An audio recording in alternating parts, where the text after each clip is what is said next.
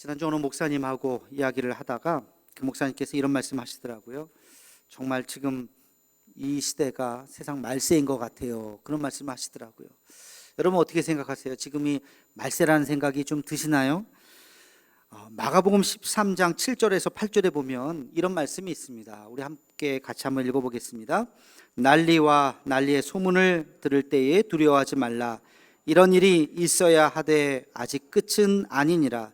민족이 민족을, 나라가 나라를 대적하여 일어나겠고 곳곳에 지진이 있으리니 지진이 있으며 기근이 있으리니 이는 재난의 시작이니라. 아멘. 정말로 그렇죠.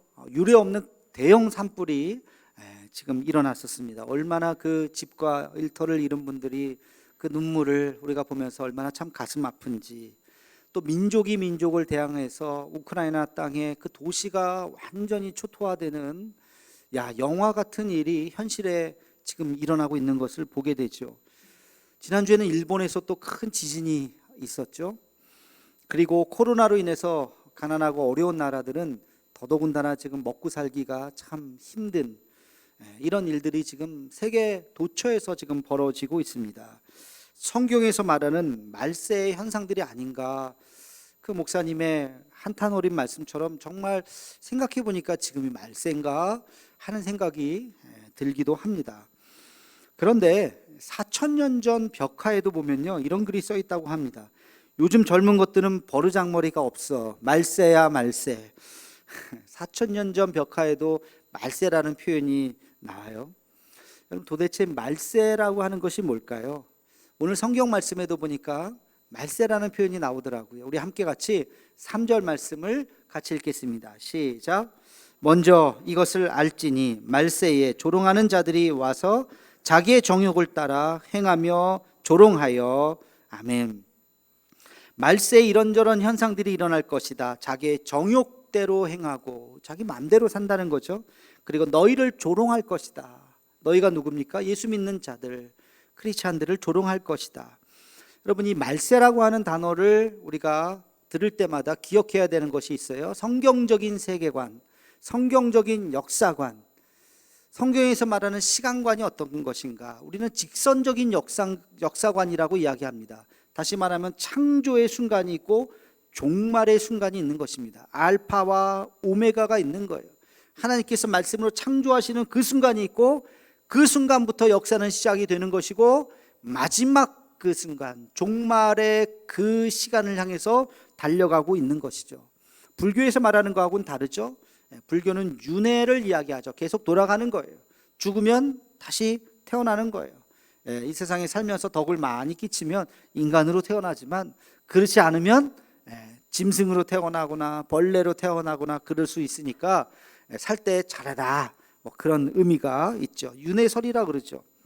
기독교의 신앙은 그렇지 않습니다. 우리는 마지막 종말을 향해서 달려가고 있는 거야. 그 시점이 있어요. 그 디데이가 있습니다. 이것을 우리는 우주적 종말이라 그래요. 모든 사람이 똑같이 종말을 맞이하는 그 순간, 그 순간이 어느 순간이에요? 예수님이 재림하시는 그 순간, 우주적 종말을 맞이하는 순간이 있다는 거예요. 그러니까 사람들이 어디에 관심이 있을까요? 그날에 관심이 있는 것입니다. 그때가 언제지? 그날이 언제지?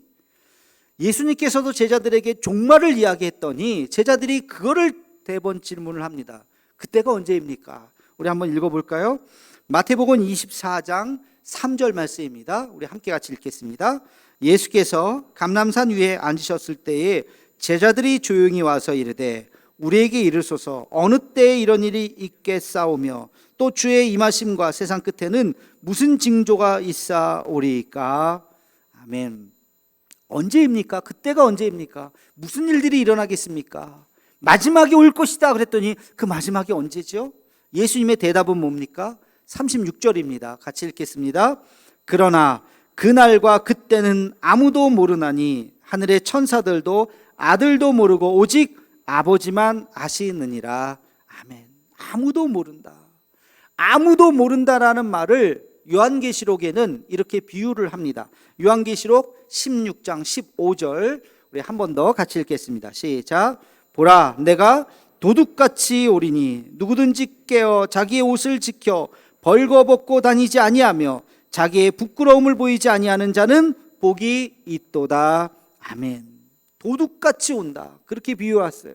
그럼 도둑이 언제 갈 것인다고 예고하고 갑니까? 아니죠. 몰래, 정말 몰래 가죠. 오는지도 모르게. 도둑같이 그날이 임할 것인데 벌거벗고 있는 자, 이게 다 상징적인 거예요. 벌거벗고 있는 자는 심판을 받을 것이요, 그리고 부끄러움을 잘 감추고 있는 자는, 옷을 잘 입고 있는 자는 복을 받을 것이다. 주님께서 이렇게 말씀하고 있습니다. 성경은 우주적 종말에 대해서 이야기하고 있어요. 우리의 체감은 그러나 항상 종말인 것 같아요. 아까 4,000년 전 벽화에도 지금이 종말 아닌가, 말세가 아닌가, 그런 표현을 했다 그랬죠. 예수님이 살아계실 때에도 예수님께서 곧 오겠다, 내가 승천하시면서 곧 다시 오리니, 이 곧이라고 하는 것이 5분인지 10분인지 하루인지 100일인지 1년인지 애매하잖아요, 그렇죠? 그래서 제자들도 그랬고 사도 바울도 그랬고 자기가 살아있을 때 예수님이 올 거라고 생각을 했어요. 내가 곧 다시 오리니 그랬으니까. 그래서 그때도 그들이 체감적인 종말을 느끼고 있었습니다. 그리고 2000년 동안 수많은 사람들이 지금이 말세야, 지금이 종말이야 라고 계속해서 느끼는 것이죠. 아까 어느 목사님께서 하셨던 말씀처럼 지금 우리도 지금 이 시대가 종말이 아닌가, 말세가 아닌가, 그렇게 체감적으로 좀 느끼고 있지 않습니까? 여러분, 그날과 그 시를 이야기하는 것, 그걸 시한부 종말론이라 그래요. 그 시한부 종말을 주장하는 일들은 지금까지 계속 있어 왔습니다. 여러분, 기억나는 사건 있지 않습니까? 1992년 10월 며칠이에요?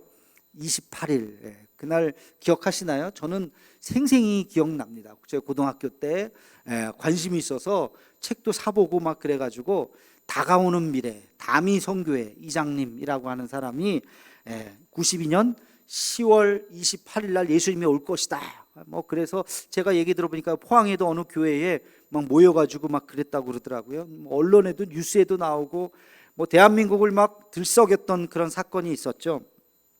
그것뿐만이 아니에요. 마틴 루터도요, 1556년에 예수님이 재림할 거라고 이야기했다는 기록이 있어요. 아이작 뉴턴은 예수님의 재림이 1715년에 있을 것이다. 제7일 안식교회 밀러라는 사람은 1843년, 여호와의 증인 창시자인 찰스 스테이즈 러셀이라고 하는 사람은 1914년, 뭐 저마다의 연도를 이야기하면서 예수님이 이때 올 것이다 라고 이야기를 했어요. 우리나라에는 얼마나 많은지 몰라요. 제가 이걸 다 읽어드리려면, 동방교회 노광공이라는 사람은 65년 8월 15일, 강계헌은 67년 6월 8일, 장막성전의 유재열은 69년 1월 1일, 일월산 기도원의 김성복은 71년 8월 15일, 뭐 쭉쭉.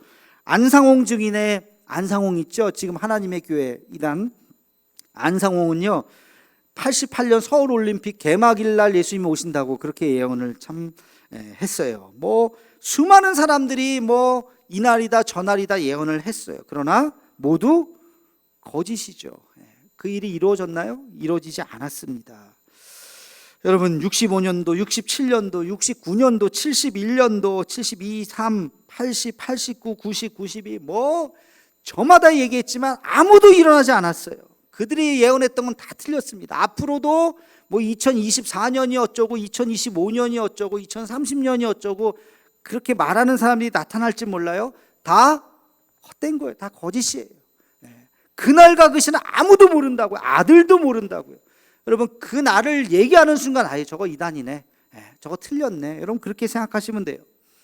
그러나 한 가지 확실한 게 있죠. 한 가지 확실한 건 뭐예요? 모두가 다 죽었다는 거예요. 다시 말하면 우주적 종말은 언제인지 모르지만 개인적 종말은 다 맞이했다는 것입니다. 누구든지, 그 날을 얘기했던 누구든지 다 죽었어요. 개인적 종말은 우리에게 다 있는 것입니다. 우주적 종말에 우리가 관심을 기울이는 동안 나도 모르는 사이에 개인적 종말을 준비하지 못할지도 모르겠습니다. 재림에 대해서 오늘 말씀을 나누면서 아주 중요한 몇 가지의 신앙적인 교훈을 함께 같이 나누고자 합니다. 첫째는요, 예수님의 재림의 약속은 반드시 이루어진다는 사실입니다. 여러분 믿으십니까? 여러분 꼭 믿으셔야 돼요. 예수님의 부활을 믿는 것처럼, 죽었다가 다시 살아나신 예수님의 부활을 믿는 것처럼 예수님께서 다시 오실 것이다 라고 하는 예수님의 재림을 우리는 믿어야 하는 것입니다. 이것이 신앙 고백이에요. 수많은 사람들이 그렇게 믿었습니다. 예수님이 다시 오심을 믿었어요. 문제는 언제인지 몰라요.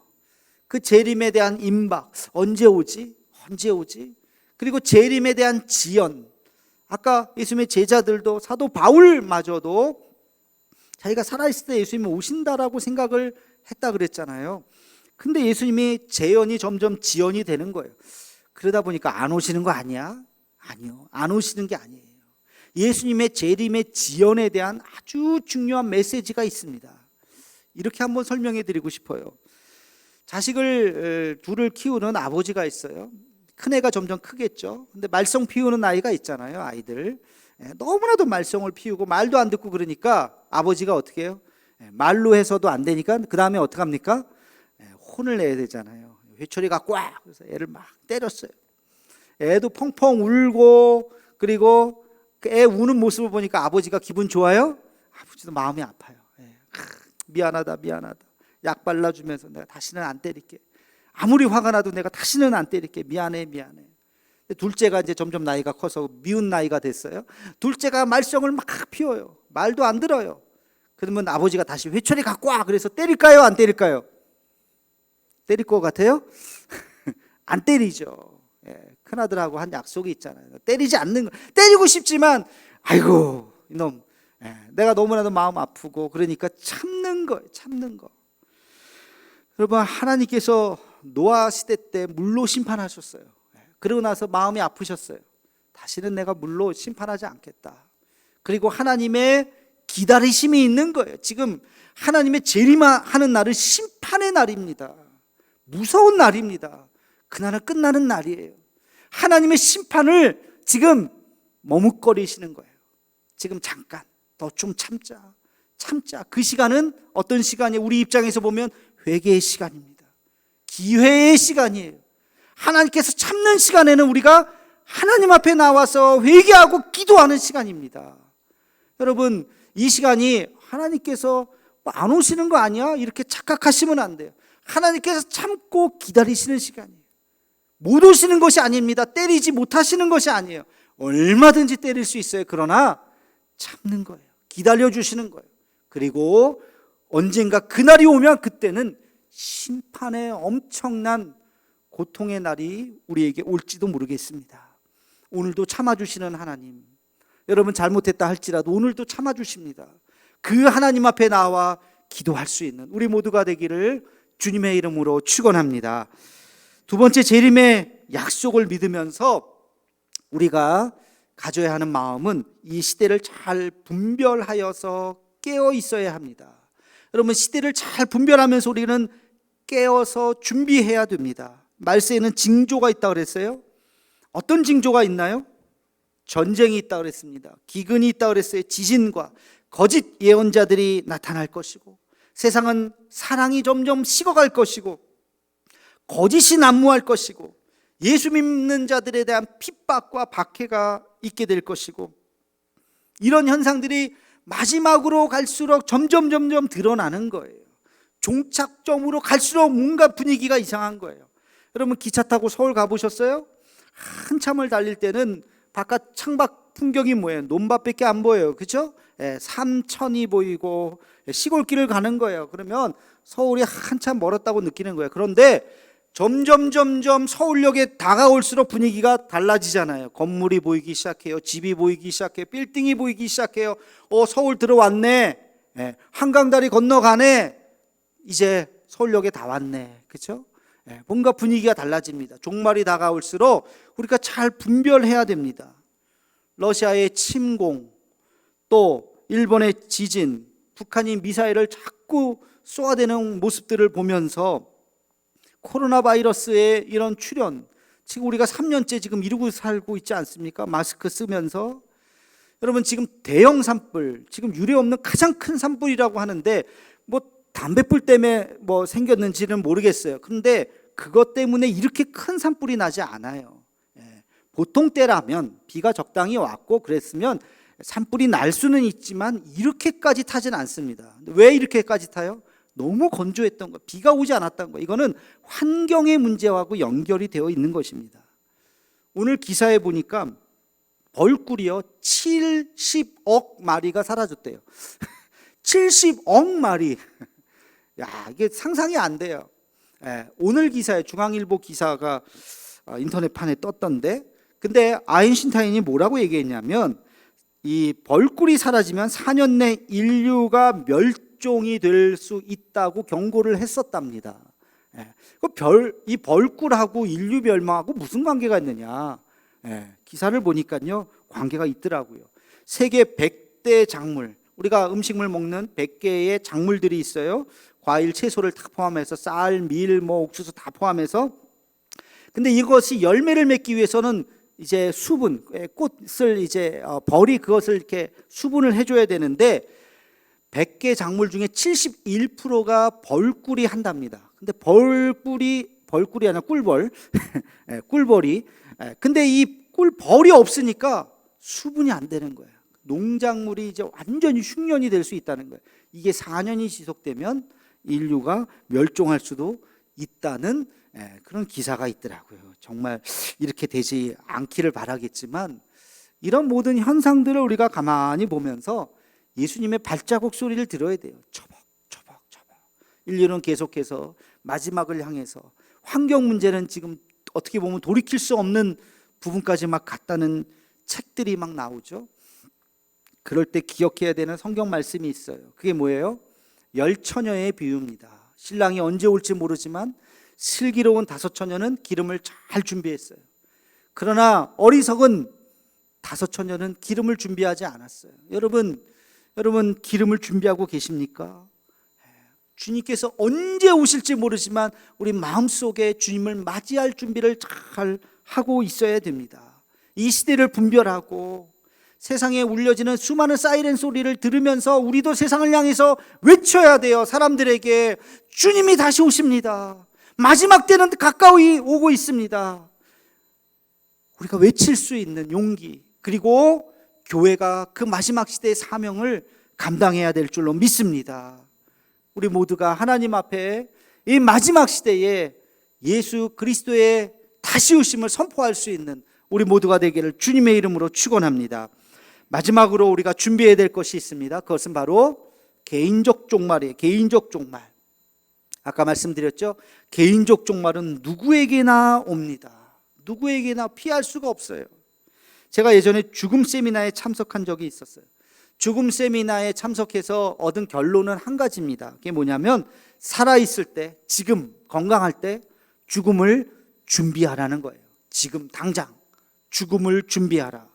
다시 말해서 죽음을 갑자기 맞이하지 말라는 거예요. 대부분의 사람들은 죽음 하면 나한테 뭐 죽음 그런 날이 뭐 오겠어, 먼 미래로 생각한다는 거예요. 그래서 실수하기가 쉽다는 것입니다. 그러나 항상 죽음을 준비하라는 것입니다.